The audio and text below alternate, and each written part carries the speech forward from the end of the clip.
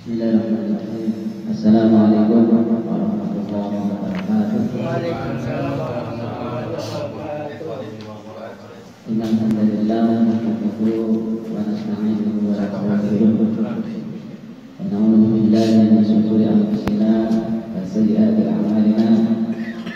May yahdihillahu fala mudilla lahu wa may yudlil fala hadiya lahu.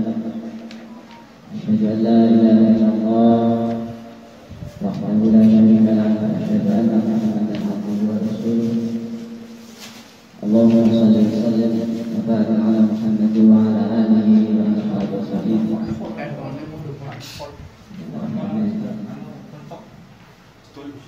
Allah ta'ala a'udzu billahi minasyaitonir rajim. Fa innal ladzina amanu minkum wal ladzina utul ilma darajat. Sadaqallahu alazim. Qala Rasulullah sallallahu alaihi wasallam, man kharaja fi talabil ilmi kana fi sabilillahi la ya'lam. Faqala ya abadal anta huwa fata'alama ayatan kitabillah ayatan kitabillah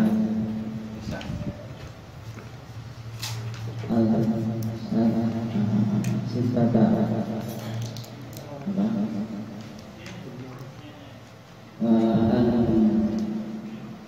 wa qala anta huwa fata'alama babal ilmi umina bihi awlam man ama ya Allah ta'ala in usalli al-hakim kama qala fi hadis Rasulullah sallallahu alaihi wasallam. Pimpinan nanti, pimpinan sahabat, pimpinan daerah, Muhammadiyah yang saya muliakan, yang dirahmati Allah Subhanahu wa taala. Langkah sekeluarga mudah senantiasa diberkahi oleh Allah Subhanahu wa taala. Mendoakan Allahumma barik lahum fi ma razaqtakum wa aghfir lahum warhamhum. Semoga realisasian ini Allah balas dengan yang lebih baik lagi. Jazakallah khairan. Alhamdulillah kita ditemukan oleh Allah Subhanahu wa taala karena karunia ya Allah Subhanahu wa taala. Pertama karena masih diberi kesempatan, yang kedua karena diberi kesehatan, dimana kesehatan sekarang ini nampak mahal harganya, apalagi ini perkembangannya semakin baik atau semakin turun. Nah, Masya Allah ya. Jadi ini bukti bahwa pertama betapa lemahnya manusia karena berhadapan dengan virus yang tidak dibandingkan, berarti kan karena kecilnya ternyata kita percaya. Yang kedua sebagai bukti bahwa Allah itu maha kuasa atas segala sesuatu.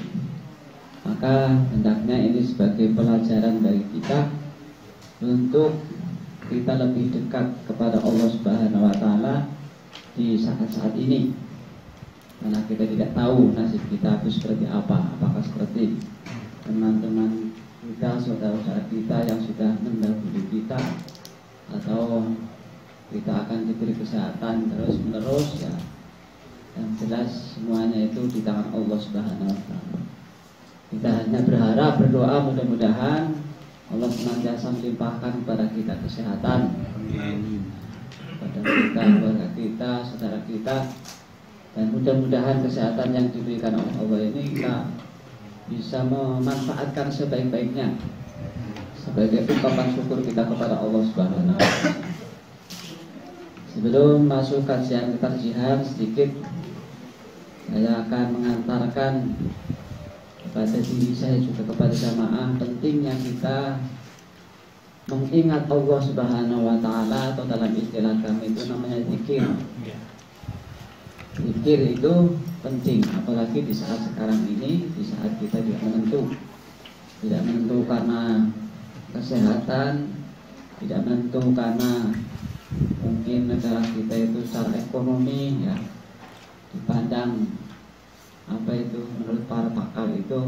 masa depannya suram apa ya, termasuk politik kita dan seterusnya. Itu kalau kita baca di medsos itu nampaknya harapan kita ke depan untuk menjadi negara yang lebih baik itu belum tergambar. Dan orang itu malah sebaliknya. Maka ini ya, sekali lagi kehidupan yang seperti ini hendaknya kita lebih mendekat lagi kepada Allah secara pribadi, untuk berzikir kepada Allah, di mana tuntunan zikir sebagaimana yang kita tahu, pertama dengan banyak menyebut asma Allah, ya Allah, ya Allah, atau ya Rabbi, atau dengan asma-asmanya, ya Rahman, ya Rahim, ya Razzaq, ya Fattah, ya Halim, ya Ghafur, ya Mughfar, ya yang Maha Pengampun, yang banyak mengampuni. Mungkin ini adalah kesalahan-kesalahan kita sebagai manusia, banyak melaksanakan larangan-larangannya, bukan perintah-perintahnya tapi larangan-larangannya, sehingga mungkin Allah masih memberikan cobaan kepada kita. Maka banyak istighfar melalui sifat-sifatnya. Nah, zikir tadi ada zikir berubah dengan kalimat yang masyru'. Masyru' itu disyariatkan oleh agama, baik Al-Quran maupun hadis, seperti bacaan subhanallah atau tasbih, tahmid, alhamdulillah, takbir, Allahu akbar, la haula wala quwwata illa billah, la ilaha illallah wahdahu la syarikalah, lahul mulku wa lahul hamdu wa huwa ala kulli syai'in qadir.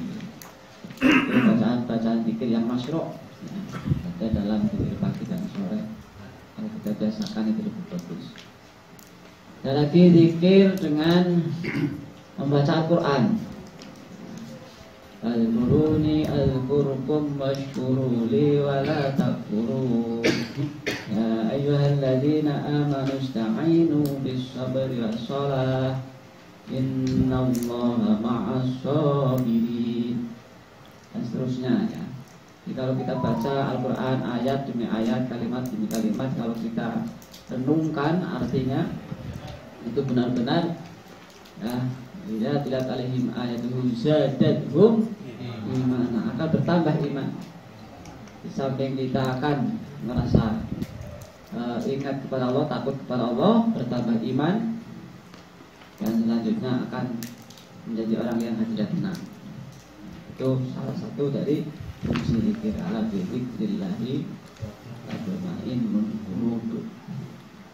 Zikir dengan Al-Quran itu dikatakan zikir yang paling utama, karena ketika orang itu membaca Al-Quran itu sama dengan dialog dengan Allah Subhanahu wa ta'ala. Karena kalamullah itu adalah merupakan firman-firman Allah.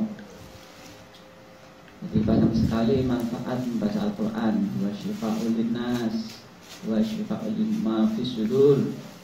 Ada hudal linnas wa bayyinatin minal huda wal furqan. Itu fungsi Al-Quran bagi kehidupan manusia, bisa obat, bisa petunjuk, bisa pembeda mana yang hak, mana yang batil, mana yang haram, mana yang halal. Itulah Al-Quran. Maka menurut sahabat Utsman, seandainya hati kita itu bersih, maka tidak akan merasa kenyang untuk senantiasa membaca Al-Quran. Tidak merasa kenyangan berarti pengen terus. Maka salah satu dari ciri orang yang soleh, apakah kita termasuk soleh atau tidak, itu kebiasaan untuk bangun malam. Sawa'a min ahli kitab ummatun qa'imatun yatluna ayatillahi ana al-laili wa hum yasjudun yu'minuna billahi wal yawmil akhir ya'muruna bil ma'rufi wa yanhauna 'anil munkar wa yusari'una fil khairat wa ulaika minas sholihin. Jadi ciri orang soleh itu senantiasa membaca Al-Quran di saat malam hari, ana al-laili, sambil sholat atau sujud. Syiar beriman itu juga, sholat itu juga senantiasa beramal ma'ruf nahi munkar. Ini sebagaimana organisasi kita adalah gerakan Islam dakwah amar ma'ruf nahi munkar. Nah, ketika orang itu melaksanakan dakwah amar ma'ruf nahi munkar, maka dikatakan dalam ayat berikutnya, kuntum khair ummatin, kalian adalah sebaik-baik umat. Ta'muruna bil ma'ruf wa tanhauna 'anil munkar. Maka alangkah bahagianya kalau kita dikatakan oleh Allah sebagai sebaik-baik umat, yang mana di situ cirinya adalah senantiasa beramar ma'ruf nahi munkar. Maka Muhammadiyah itu dari pusat itu senantiasa mencontohkan kepada kita bagaimana ketika pemerintah kita itu ada yang salah senantiasa diluruskan, walaupun resikonya tetap ada karena ma'ruf nahi munkar.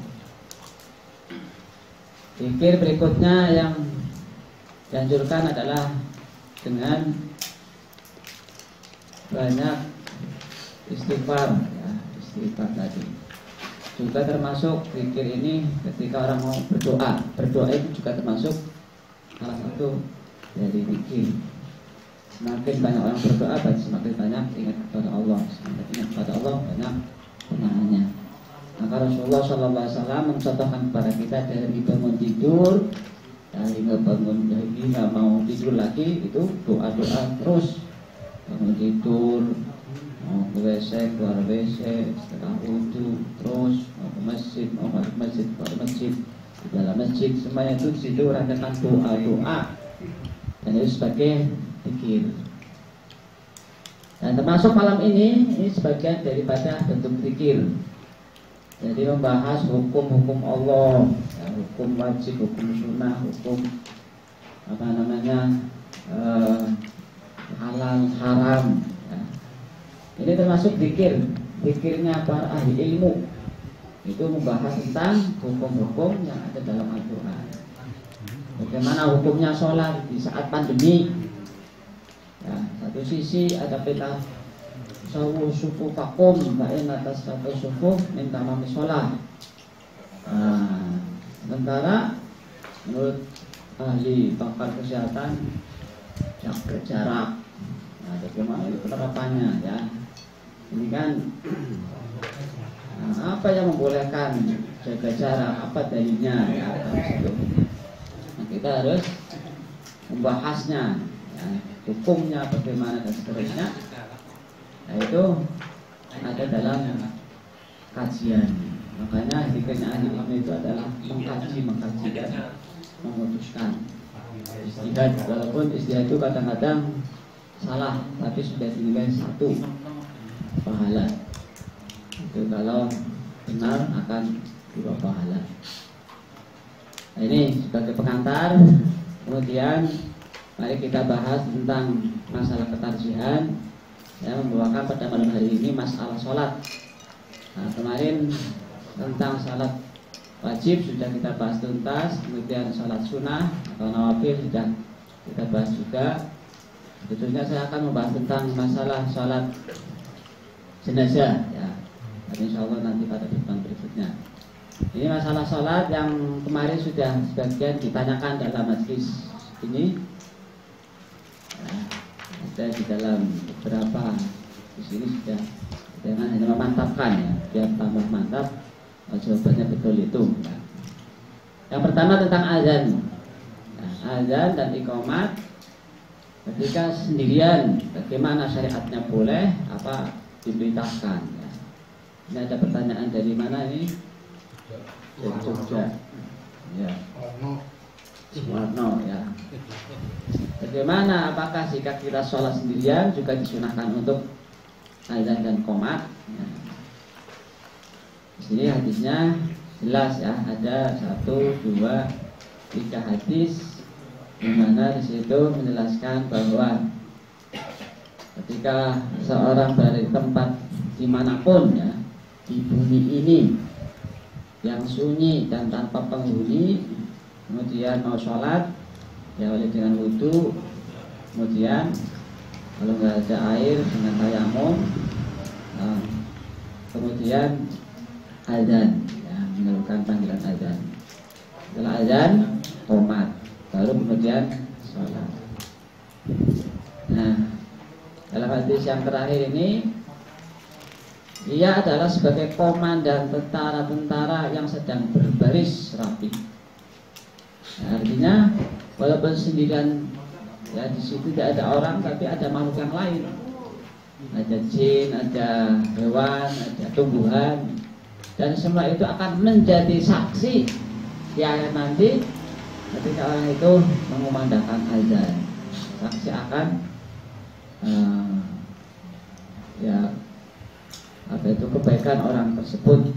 Maka di sini sebagai komandan tentara-tentara yang sedang berbaris, artinya di situ berarti mengomandani untuk ingat kepada Allah, sholat kepada Allah, ya, kepada makhluk yang lain. Karena dalam Al-Quran itu seluruh makhluk Allah itu semuanya sujud, ya, tumbuh-tumbuhan, batu, bintang di langit, ya, semua itu tunduk sujud kepada Allah.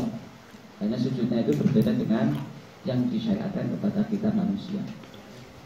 Nah, hewan bagaimana sujudnya, tunduknya kepada Allah, tumbuhan hanya Allah yang tahu. Tapi dijelaskan di situ semuanya sujud, ya, tunduk, mematuhi aturan Allah Subhanahu wa Ta'ala. Hanya siapa yang tidak tunduk? Setan atau iblis. Ya. Maka ini sebagai musuh kita, ya, jadikanlah iblis sebagai musuh kita, musuh yang tidak kentara.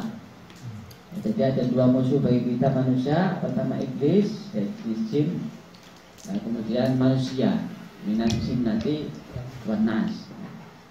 Jadi kalau apa itu setan yang tidak kelihatan, ini kadang lebih mudah sebetulnya untuk mengusirnya daripada setan yang kelihatan seperti manusia.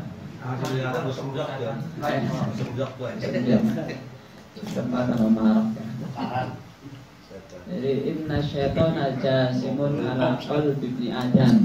Ya. Tidak Allah onas, tidak sah wa mukila waswas. Jadi setan itu senantiasa bertengger dalam hati manusia. Bertengger itu apa? Ya, nemplok lah ya, mencelok. Kalau ingat kepada Allah, semingkir ya, hanya semingkir, tidak jauh ya. Nanti kalau lupa lagi ya, was-was lagi, was-was lagi. Nah itu, maka itu pentingnya zikir itu adalah dalam rangka untuk mengusir setan yang senantiasa mewas-was kepada kita. Insya Allah kalau selalu zikir maka kita akan selamat dari was-was setan. Itu setan itu akan bisa mudah memasuki diri kita itu ketika kita tadi lupa dengan Allah. Ya. Yang kedua, ketika hati kita itu sudah mengeras, ya, hati sakit apalagi mengeras, itu sudah setan itu belas masuk dengan enaknya. Yang ketiga, ketika manusia itu dalam beragama tidak berpedoman pada yang benar, ya, ada apa enggak? Oke, ya. Jadi ketika orang itu sudah berpedoman pada agama yang tidak benar, artinya tidak mengambil dari Al-Quran dan As-Sunnah yang sahihah, itu mereka itu semangat sekali beribadah itu, ya, dan menganggap bahwa dia itu benar. Nah, ini itulah setan itu senang ya ketika orang itu melakukan. Maka di dalam pengantar kitab kitab An-Nawawi, ya, Arba'un Nawawi di sana, agama ini dibagi tiga bagian, tiga kelompok bagian. Ya. Jadi pertama, sepertiga agama itu ada pada niat. Niat ini Nawawi yang pertama, yang niat, ya. Ini kaitannya dengan antara niat dan takbir dalam sholat, ya. Ini bagian kedua ini. Kita langsung bahas saja ini. Jadi ini menurut Abdul Munir Mulhan, ini apa? Mantan, ya, mantan Muhammadiyah. Jadi sekelas ya, Abdul Munir Mulhan saja dalam membaca himpunan putusan tarjih ini, ya ternyata persepsinya berbeda dengan yang sebenarnya apa yang ada dalam HPT. Di sini ada yang mengomentari bahwa menurut Abdul Munim Burhan ya, itu bahwa di dalam HPT itu tata cara sholat itu berbeda dengan umumnya orang Islam ya. Jadi menurut beliau itu ya, pandangan beliau itu di HPT itu setelah takbir baru niat, kemudian seterusnya. Padahal dalam kitab-kitab yang lain itu dan umumnya orang Islam itu ya niat dulu baru takbir ya. Ternyata di sini dijawab bukan seperti itu ya. Jadi dalam HPT itu di sini mengucapkan Allahu Akbar ya, kemudian dengan ikhlas nyatu karena Allah. Nah, di sini berarti takbir dengan niat ikhlas, berarti kan ketika takbir disertai dengan niat, bukan takbir kemudian niat ya. Kan berarti menunjukkan apa? Memang yang namanya habat itu perlu dijelaskan.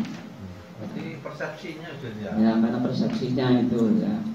Dan di sini apa yang dikomentari atau dijawab dalam jawaban ini, ternyata memang Abdul Muhammad ini tidak konfirmasi dengan sebenarnya bagaimana ya HBT itu yang dimaksud dengan yang ditulis dengan HBT. Jadi di sini ternyata ya berbeda persepsi. Nah, makanya di sini kalau dalam timbunan putusan tarji tentang niat ini memang ada ulama yang membahas bahwa niat itu termasuk syarat dari sebuah ibadah. Ada juga yang mengatakan bahwa niat itu merupakan rukun dari sebuah ibadah. Ini sebagaimana Imam Syafi'i dan Imam Maliki ya. Ini niat merupakan rukun. Tapi kalau imam yang lain, golongan Hanafiyah dan Hanbaliyah mengatakan bahwa itu merupakan syarat pada sholat 5 waktu. Jadi kalau dalam masjid tarji ini ya, karena dalam hadis-hadis yang berkaitan dengan sholat di situ tidak dibahas tentang niat, nah, langsung sholat itu diawali dengan takbir ya. Berarti hadis miftahus sholat al-wudu'u wa tahrimuha at-takbir wa tahriluha at-taslim. Jadi pembuka sholat itu dengan diawali wudu, kemudian diawali dengan takbir dan diakhiri dengan salam. Kata tahrim ya, tahrim itu artinya haram, tapi di sini diartikan pembuka. Maksudnya tahrim itu adalah ketika orang itu sudah takbir, berarti segala yang di luar sholat itu menjadi haram. Ketika sudah mulai sholat ya makan haram, yang tadinya halal, minum ya haram, apalagi berbicara, tertawa ya, teman kacang. Tapi kalau ngaji itu orang batal ya, ngaji orang batal. Kalau sholat batal. Walaupun ngaji itu wajib, tapi kalau sambil makan enggak batal. Tapi kalau sholat wajib, dan kalau yang lain dilakukan selain yang diperintahkan sholat menjadi haram. Halal lagi ketika sudah salam.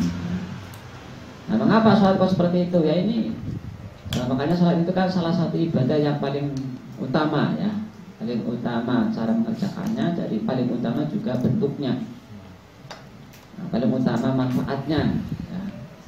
Saya sampaikan bahwa sholat itu awal mula yang akan dihisab di akhirat. Yang kedua, sholat itu adalah ibadah yang memadukan antara 3 gerakan ya, jadi pertama gerakan hati, kolbu, yang kedua gerakan lisan, dan yang ketiga gerakan tubuh ya, fisik. Itu ketiga-tiga gerakan dijadikan satu dalam sholat. Nah, di samping itu ini adalah ibadahnya mirip dengan ibadahnya malaikat ya. Jadi la ya'sunallaha ma amarahum wa yaf'aluna ma yu'marun. Jadi yang namanya malaikat itu kalau tidak diperintahkan oleh Allah tidak mengerjakan.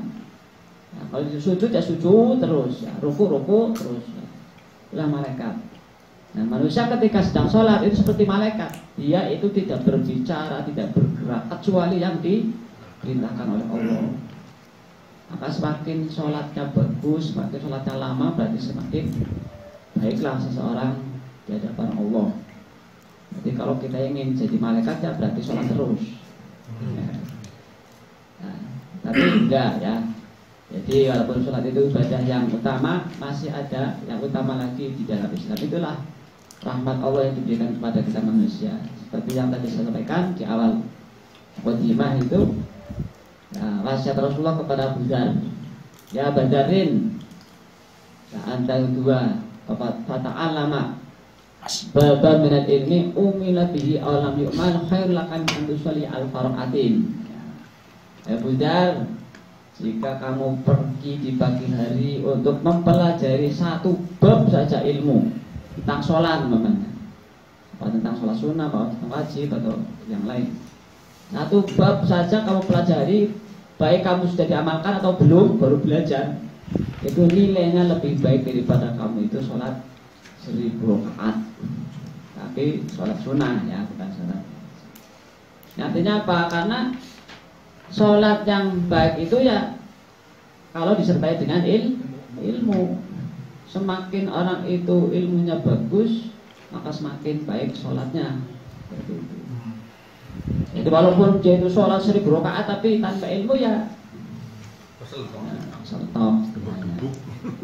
Itulah, jadi ada kaitannya, bukan berarti menafikan sholat ya. Menafikan ilmu, semuanya itu saling kait mengkait. Nah, kembali kepada masalah ini, jadi niat ya itu dalam hadis itu tidak disebutkan ketika Rasulullah menjelaskan tentang sholat. Jadi idza qumta ila sholati fakabbir, langsung fakabbir. Nah, bagaimana tentang niat itu ada pada hadis khusus tentang niat, yaitu pada hadis Ibnu Umar ya, yang diriwayatkan oleh Imam Bukhari, innamal a'malu binniyat, ini hadisnya panjang. Wa innamal likulli imri'in ma nawa. Wa man kana hijratuhu ila Allah wa rasulihi wa hijratuhu ila Allah wa rasulihi. Wa in kana hijratuhu ila dunya aw imratin yang kiha wa hijratuhu ala ma hajara ilaih. Wa Bukhari wa Muslim. Jadi di sini kata al-a'mal menunjukkan isim jamak, ya, artinya beberapa amal. Dan al di sini bermakna istighraq, artinya menyeluruh. Ya, amal apa saja, apakah wajib, apakah sunnah, bahkan mubah. Nah, kalau diniati karena Allah itu akan menjadi amal baik. Itulah pentingnya niat. Makanya sepertiga Islam itu ada pada hadis ini, kata Imam Nawawi. Nah, artinya apa? Apapun yang dikerjakan oleh manusia ketika niatnya benar, ya maka akan menjadi amal yang tadinya sebagai catatan kebaikan bagi di akhirat. Nah, maka kita belajar tidak hanya sekedar yang wajib, jangan yang wajib, ya. Yang mubah saja seperti apa? Contohnya makan, minum, itu kan mubah, boleh makan, boleh tidak, ya. Mubah artinya. Itu pun harus diniati kalau kita ingin mendapatkan manfaat dari makan dan minum. Nah, bagaimana niatnya? Ya tentunya pertama diawali dengan bismillah. Ya, bismillah. Bismillahirrahmanirrahim. Kemudian dalam hati, ya Allah, mudah-mudahan dengan minum ini Engkau menjadikan kekuatan pada diriku untuk selanjutnya akan saya gunakan untuk ngaji, untuk ibadah, untuk cari uang, ya. Ya, sebagaimana perintahmu mencari uang untuk menafkahi keluarga. Itu akan dinilai sebagai amal ibadah. Kira-kira kalau kita makan minum niat seperti itu apa enggak? Suwin Bismillah. Yang jelas-jelas saja wis, namanya kita kan sebagai orang tua punya anak, punya istri, ketika memberi uang kepada istri atau anak untuk samu apa untuk biar infak, kira-kira diniati untuk infak apa enggak? Apa cuman kayak mana bayar? Ya, itu perlu ya. Itu kan jelas-jelas ya, kita itu memberikan sesuatu. Tapi kalau tidak diniati, ya, tidak akan jadi amal soleh. Inilah pentingnya kita itu ilmu seperti itu.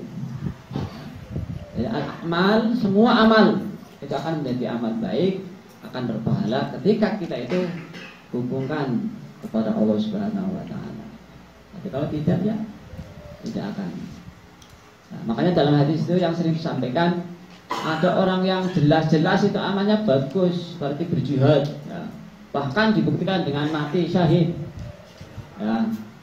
Apalagi sholat, apalagi membaca Quran, itu kan amal-amal bagus. Apalagi sedekah ya. Itu kenyataan, nyata-nyata dia itu melakukan seperti itu, tapi gara-gara niatnya tidak benar, dikatakan di akhirat apa? Kadzabta, kamu itu bohong.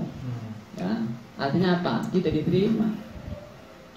Inilah makanya seperti agama itu pada masalah niat. Nah, maka nanti kita belajar ya. Jadi setiap apapun yang kita kerjakan, niatilah karena Allah. Di samping tadi zikir ya, diawali dengan bismillah, kemudian diniat. Mau bekerja ya niat bismillahirrahmanirrahim. Saya mau bekerja untuk mengambil nafkah, untuk menafkahi keluarga, untuk infak, untuk yang lain-lain. Ya, jadi semakin banyak kita itu niat di situ, semakin banyak pahala. Mau bekerja, niat pertama untuk menafkahi istri, menafkahi anak, untuk infak, untuk membantu orang miskin, untuk apa lagi, untuk umroh, untuk haji kita kaya ya. Jadi Yasin Bojo maning ya pahala kowe. Asalkan asli. Jadi semakin banyak kita itu punya niat, maka semakin banyak pahala yang kita dapatkan dalam satu amal. Nah, itu ya, seperti agama yang lain itu tentang masalah mengada-ada dalam hal agama. Makanya ini ya, ini kalau kita nggak hati-hati ini ya, kalau kita tidak berilmu, banyak orang yang beramal tanpa dasar Al-Quran hadis. Ini yang dikatakan dalam hadis, barang siapa yang mengada-ada sesuatu yang bukan dariku, maka akan tertolak. Seperti agama yang lain itu adalah tentang halal dan haram. Ya, halal dan haram juga menentukan kepada kita. Nah, tapi ketika orang itu makannya haram, minumnya haram, maka itu adalah jalan setan untuk mudah masuk pada kita, melalui darah-darah kita. Kalau sudah masuk pada darah kita ya sudah ya, susah untuk kita lepaskan. Nah, makanya pengaruh makan halal dan haram itu sangat penting juga dalam kehidupan kita. Cucinya darahnya kita ya kalau istighfar ya, taubat nasuha itu ya. Ya Allah ya. Nah kemudian berikutnya ini sambil ya Ben Suwes ya. Sampai nomor 3, memulai gerakan ya, acungan telunjuk pada saat tasyahud ya. Ini juga kemarin sudah ditanyakan bagaimana ini hadisnya. Memang ada yang yuharriku sofi'ahu, ada yang di sini asyara bisababah, hanya berisyarat. Nah di sini disampaikan beberapa ulama tentang menanggapi perintah menggerakkan jari telunjuk. Jadi kalau menurut tarjih itu dimulai saat tasyahud, artinya di awal tahiyat mulai sudah ngacung. Tapi kalau menurut Imam Syafi'i dari kata illallah ya, jadi asyhadu an la ilaha illallah baru ngacung ya, ini kalau Imam Syafi'i. Kalau menurut mazhab Hanafi ketika mengucapkan la ya, la ya, jadi apa, asyhadu an la ilaha illallah ya, itu macam illallah harus menurunkannya, jadi asyhadu an la ilaha illallah ya, diturunkan la terus illallah ya. Itu kalau menurut mazhab Hanafi. Kalau menurut mazhab Maliki beda lagi, telunjuknya itu digerakkan ke kanan dan ke kiri ya. Nah ini kembali telunjuk diacungkan ketika mengucapkan lafaz jalalah. Jalalah itu ya Allah. Ya. Asyhadu an la ilaha illallah. Allah. Itu jalalah. Jadi di sini ya, menurut Majlis Tarjih berdasar hadis di atas dan hadis yang lain, maka mengacungkan jari itu memang ya, ada dalam dasar hadis yang sahih ya, ketika tasyahud. Itu intinya. Dan mengacungkannya sejak mulai membaca tasyahud. Apa? Karena alasannya mengacungkan ketika mengucapkan ilallah atau lafal jalalah ini dasarnya tidak sahih menurut tarjih. Nah, itu dasarnya adalah dari pemahaman atau fikih para ulama terhadap nas-nas yang ada. Dia menggerakkan telunjuk ya, juga diperbolehkan dan hadisnya tentang ini sahih, artinya ada hadis yang memang memerintahkan untuk menggerakkan telunjuk. Tapi tentang apakah ketika ilallah atau ketika yang lain itu tidak jelas itu, hanya pemahaman para ulama. Maka sekali lagi Majlis Tarjih itu mengacungkan jari ketika mulai duduk ya, at-tahiyatulillah itu sudah mulai mengacungkan jari. Yang keempat, cara berdiri setelah rakaat pertama dan cara duduk bagi makmum masbuk. Nah, cara berdiri setelah rakaat pertama.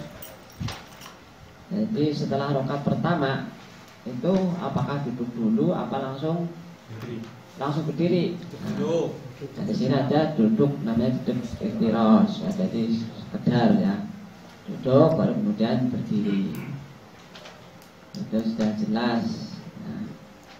Nah, kemudian tentang makmum masbuk ini bagaimana? Ketika dia itu datang ya, rakaat terakhir namanya. Kalau salat maghrib rakaat terakhir. Berarti kan ketika dia itu mendapati imam kan sudah duduk tawaruk. Nah, ini apakah dia itu takbir? Kan cepat diawali dengan takbir ya Allah Akbar langsung mengikuti imam duduk. Nah, duduknya itu tawaruk atau iftirash. Nah, di sini memang ya, di sini memang menurut Majlis Tarjih ikutilah imam dalam keadaan apapun. Baik ketika imam sedang tawaruk ya ikut tawaruk. Nah, seperti itu. Karena di sini itu memang umum ya. Jadi innama ju'ilal imamu liyutamma bih. Jadi dijadikan imam itu untuk diikuti. Ketika kita datang imam sedang rukuk ya takbir langsung rukuk. Ketika datang mamanya imam sedang sujud kedua ya mau bangun lagi ya tetap takbir Allah Akbar langsung sujud kedua. Jangan angkon disitulah ngadeg di sini ya. Berarti tidak usah iktidal. Tidak usah. Jadi katakan takbir tetap diawali dengan takbir Allah Akbar langsung ikuti imam. Seringnya kan ya kita melihat ya dikatakan di sini orang awam itu kondisi tah ngadeg. Padahal kan arah itu rakaat ya memang tidak ada rakaat ya. Memang dah hitung lah.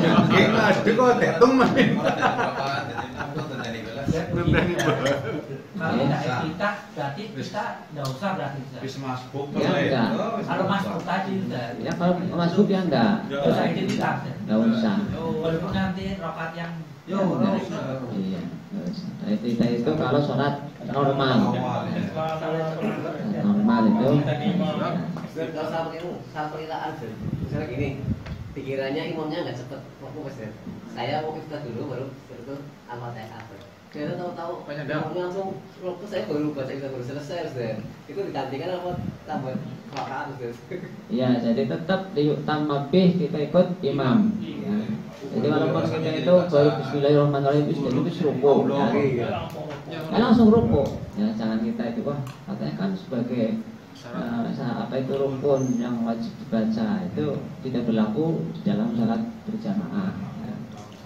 Saya kemarin saya dapat dari berita itu satu sama masku, tapi yang orang imamnya sendirian nggak ada sama saya. Itu pada saat mau ngakut ngakut dulu apa takbir dulu seperti itu. Betul lah. Nah itu yang dibetulkan takbir dulu baru pegang. Ya, sebetulnya ya yang namanya yang perlu atau yang perlu kita perhatikan di sini, yang butuh kita berjamaah kan makmum ya. Nah, artinya kita itu mau berjamaah, berarti kita itu harus mencari imam. Dan berjamaah itu tidak usah nutul-nutul, artinya kalau kita itu sudah niat mau berjamaah ya sudah langsung saja takbir Allahu Akbar.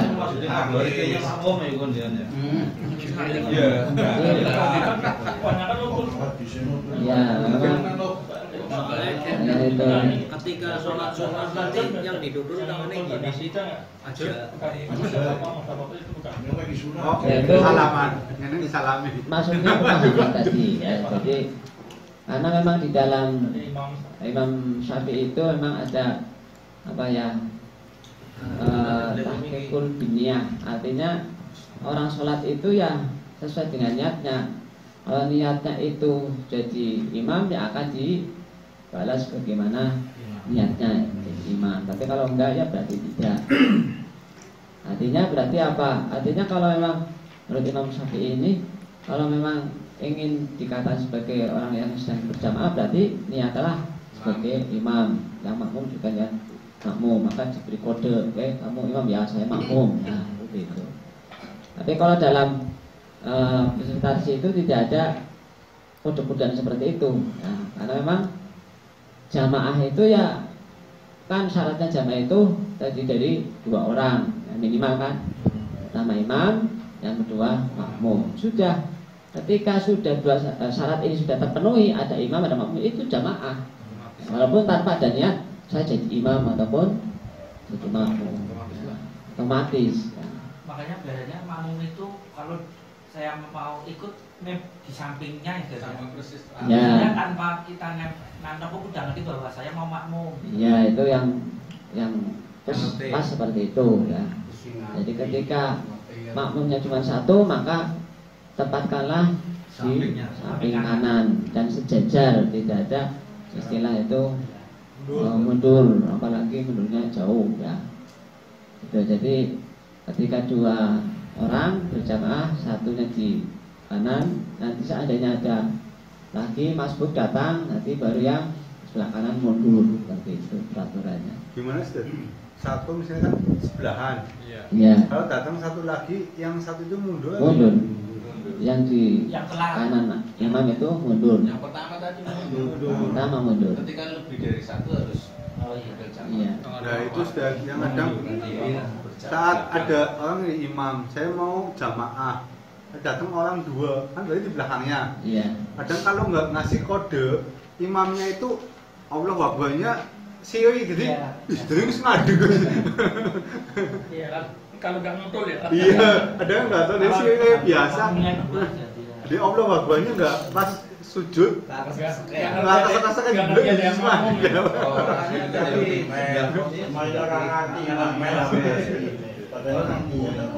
Iya. Dan sebetulnya cara yang lain selain nutul itu bisa dengan takbirnya ya enggak keras ya. Jadi Allahu Akbar di belakangnya. Nah, nanti ketika mamanya belum mau juga, imamnya kan rukuk Allahu Akbar, makmumnya ikut Allahu Akbar ya, keras dulu biar ya, paham kan, bisa seperti itu. Dan kalau kita masbuk, kemudian kita tinggal berdua, yang 2 ini bikin jamaah lagi atau tidak usah? Tidak usah. Artinya jamaah itu Nggak usah, salah satu dewek. Ya. biar ada imamnya lagi. Ketika Karena saya sudah belum selesai. ikut satu sholat jamaah, satu kelompok jamaah, dan sudah selesai, ya sudah menurunkan masing-masing. Oh, iya. Dan dia itu sudah tercatat sebagai orang yang sholat berjamaah, nggak usah membentuk jamaah yang kedua. Itu nggak ada syariatnya. Saya baru masuk masjid. Padahal ada seorang sholat sunnah tadi yang Tapi saya nggak tahu bahwa itu sedang sholat sunnah. Nah, saya mau sholat wajib, tapi ikut orang itu maksudnya. Nah, saya tetap itu aja atau walaupun ini sunnah, nah, saya kan ini wajib. Nah, ya makanya tadi ada yang bilang apa? Kode gini itu memang ada tuntunannya. Aja kayaknya lagi sunnah ya kayak. Perboden sih. Ada tuntunannya lagi loh. Karena nutul saya mau makmum. Dan saya lagi sunnah. Kodenya kayak gini. Ya makanya saya nanya nih. Mau disalami. Iya. Kita lihat maksud saya ada enggak? Tanya itu.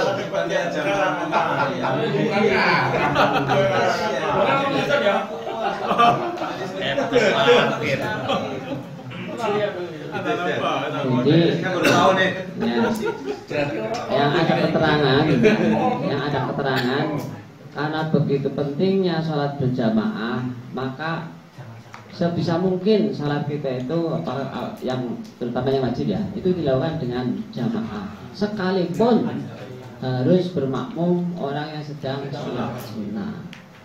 Ini dicontohkan ketika umpamanya di keluarga, ya, umpamanya di rumah masih ada istri untuk sholat, kita baru datang dari masjid. Nah, sunnahnya kan kalau sholat sunnah itu kan, iya baca itu kan di rumah. Gak apa-apa kita itu jadi imam untuk istri kita yang sedang mau sholat wajib.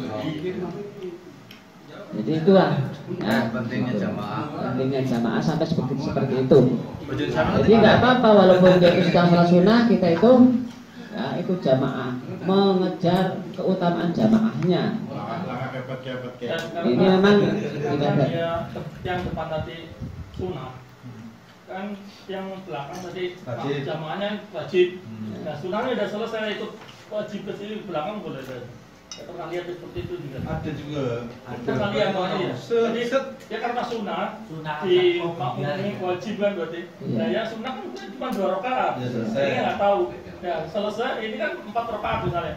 Nah, ini sih yang sunnah tadi yang jadi imam itu belakang menjadi makmumnya dia. Boleh enggak gitu? Saya pernah lihat masalah. Oh iya, ya boleh.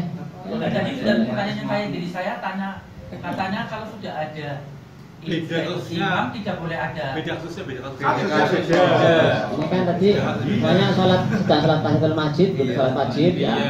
Ini kan mau nunggu yang lain lah. Ternyata sudah masuk langsung makmum. Berarti kan dia itu sholat wajib. Nah setelah salam saya belum sholat wajib kok. Nah maka lukir ya. Jadi dia itu akhirnya menjadi makmum yang sholat wajib. Enggak apa-apa. Ya betul pernah lihat kan. Iya. Itu enggak apa-apa. Bingung. Tapi kan tadi tadi kan yang tadi ikut sholat sunnah tadi walaupun sebenarnya dia sholat wajib, kan tadi sudah bilang kalau sudah ikut imam yang tadi walaupun itu tadi imamnya itu bukan sholat wajib, kan tidak boleh membuat itu bukan imam. itu belum Iya, maksudnya yang sunnah itu kan tadi berarti ikut sholat, tapi kan itu kan bukan jamaah, katanya sholat sendiri-sendiri, biasanya harus Jamaah itu kalau cuma ada imam, jamaah di sunnah kan imam, akhirnya malah mundur melu jamaah. iya kan ini kan tadi ada sholat sunnah, sholat sunnah, kemudian saya dengan misalnya ikut satu orang, ya ada barang. Satu orang, jadi 2 orang berarti yang satu sholat dulu. Jadi satu orang, tapi yang satu orang lagi yang di makmum itu onyong lagi sunnah, akhirnya malah dia jadi makmum karena dia sekarang dalam posisi wajib, dia belum wajib soalnya. Akhirnya Balik mundur. itu kan, mundur kan gendarnya itu lah. Indonesia jelas boleh. Saya tadi yang ikut jamaah itu 2. Cuma satu. berarti intinya sekalipun kita tahu yang di depan kita lagi sholat sunnah, kita tetap makmum, nggak masalah ya Ustaz ya. Masalah. Dia niatnya jamaah terus mikirin urusan dunia, pentingnya jamaah.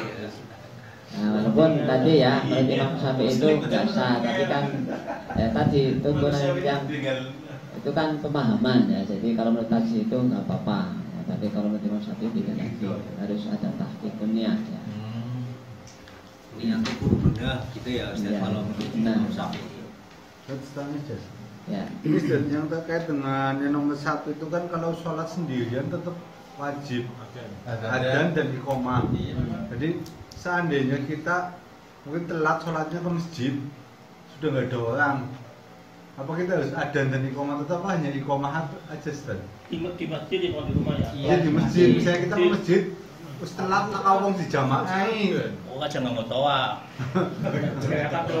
Kalau dalam hadis tadi kan berarti masuk waktu sholat, kemudian wudu, kemudian azan, baru sholat. Nah, ini kan telat. Ini tadi kan telat kan sudah azan tadi kan dari sudah azannya berarti langsung sholat. Kalau saat iqamah dan sebagainya.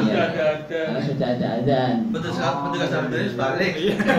Berarti kalau sama sekali nggak dengar adzan ya Ustaz? Ya, kan di sini dijelaskan itu di tanah apa ya, itu luar ya, di perjalanan mungkin di hutan apa di sawah apa di mana tidak ada.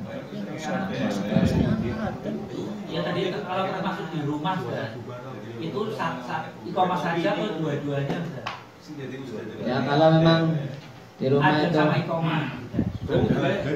dengan adzan apa enggak? Kalau dengan adzan cukup iqamah saja ya. Iqamah saja langsung. Sebagai iqamah di sholat sebagai pakaiannya untuk sholat berjamaah. Alam ya. Sekarang Ramadan nang Solo, tiga. Yang Kristen ya. Jarang Islam. Lanjutnya ini. Berarti yang ke jam berapa ini?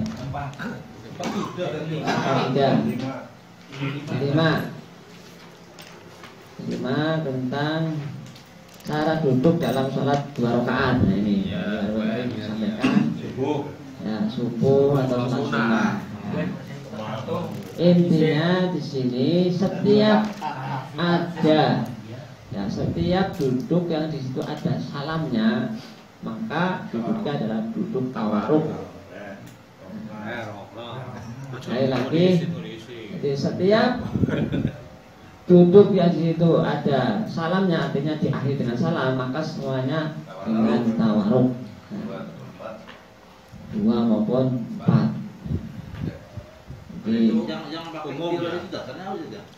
yang pakai iftiroh tidak tawarruk ketika 2 rakaat apa dasarnya di sini hadis yang umum ya. Jadi ketika duduk 2 rakaat maka duduklah dengan iftiroh.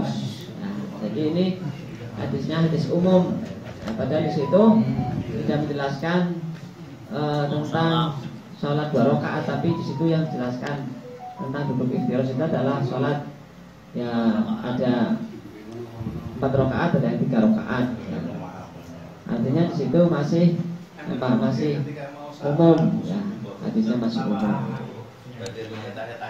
Nah, maka di sini ya banyak hadis ya, tapi intinya seperti itu. Jelas ya? Ini konsultasi seperti itu. Kemudian berikutnya yang ke-6, tata cara sholat bagi orang sakit. Nah, bagaimana caranya? Nah, sedang tinggal sakitnya. Nah, tinggal sakitnya. Kalau dia itu apa? Bisanya duduk ya dengan duduk. Boleh duduk dengan iftiroh atau duduk dengan apa itu tawarruk atau duduk dengan murabba. Murabba itu sila ya. Iya. Bisanya. Karena memang laikan ilmu nafsan dengan nafsan. Kalau bisanya berbaring ya berbaring. Nah kalau berbaring itu kalau bisa ke arah lambung kanan yang menghadap kiblat itu lakukan. Kalau nggak bisa ya sebisanya. Arahnya kiblat aja.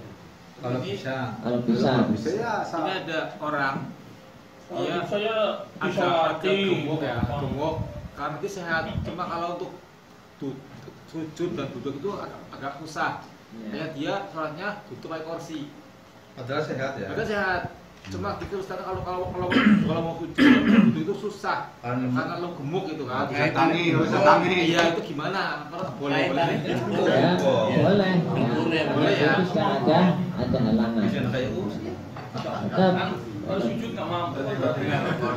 kalau sujud malam ketika ya, tersiksa, karena kan seperti orang kena asam urat itu kan sakit sekali kalau ditepuk ya.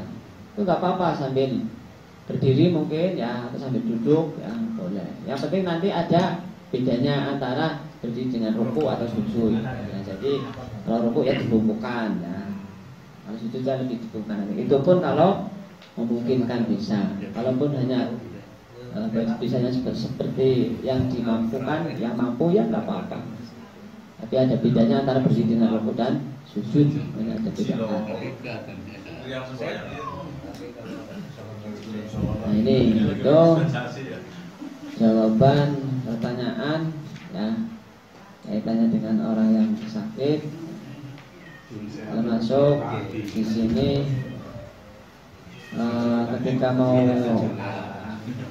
sholat kalau memang mampu itu ya menggunakan air dengan air, kalau tidak ya tayamum. Nah, yang jelas sholat ini tidak boleh ditinggalkan bagaimanapun kondisinya, kecuali tidak sadar. Orang sakit ya semampunya bagaimana. Nah itu ya. Jadi di sini darinya sholiko iman, sholatnya berdiri kalau mampu. Fa'ilam tasati faqaidan, kalau nggak mampu berdiri duduk. Fa'ilam tasati fa'ala jandin, kalau nggak mampu dengan duduk ya dengan lampu artinya berbaring. Kalau nggak mau berbaring ya di sholat terakhir. Nah itu. Nah sehingga karena sholat itu tidak pernah ditinggalkan, maka bagi kita itu tidak ada istilah sholat qodho ya. Nah, karena tahu ke mati orang sholat pirang dina ya qodho ini beras ya. Tidak ada. Itu ada dalilnya apa sih? Sholat qodho itu ya dalilnya tadi pemahaman ya, jadi bukan pakai dasar hadis yang jelas. Yang ada dalil tentang qodho itu ketika tidak ingat beringat kemudian qodho itu. Ketika mamanya tidur sampai kesiangan, itu kan dia itu tidak sholatnya karena tidak ingat tidak sadar karena tidur. Nah ketika ingat langsung qodho itu. Kita qodho itu hanya di situ batasannya. Dan saya tanya ada orang sehat, tetap bisa sujud, tapi sholatnya berjamaah. Boleh nggak? Karena jadi sholatnya berdiri, jadi duduk berdiri. Tentara jaga di pos itu tidak boleh meninggalkan tempat untuk adzan. Sedangkan waktu sholat adzan dia tetap harus berdiri pegang senjata. Boleh saja. Padahal nggak pernah kan, cuma nggak apa. Artinya harus dia nggak boleh meninggalkan tempat. Jaga di pintu penjagaan. Jadi itu berarti cerita dikatakan. Iya. Jadi dalam Al-Quran itu kan dalam hal masalah ketaatan ya. Jadi yang namanya ketaatan paling tinggi itu adalah ketaatan kepada Allah Subhanahu Wa Taala. Nah, jadi ya tetap kalau memang itu seperti itu ya tidak dibenarkan. Karena dalam kondisi perang pun Rasulullah itu tetap melaksanakan sholat yang namanya sholat khauf. Memang beda ya sholat khauf dengan sholat yang tugas berdiri terus di depan pintu yang penjagaan nggak nonton ya. Penjagaan itu berdiri terus gini. Tapi kalau sampai lewat dulu dia kan ya harusnya kan nggak sampai ya, lewat dulu. harusnya itu